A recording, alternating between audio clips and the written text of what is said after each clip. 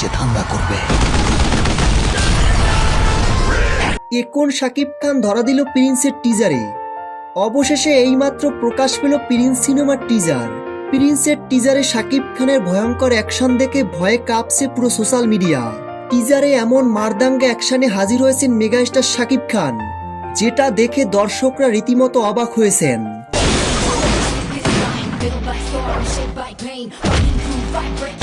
ভক্তরা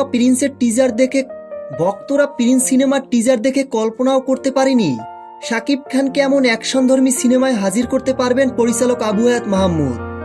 আবু হায়াত Mahmud Prince cinema দিয়ে নতুন একটি চমক দিতে যাচ্ছেন, যেটাই প্রকাশিত টিজারই বলে দিচ্ছে।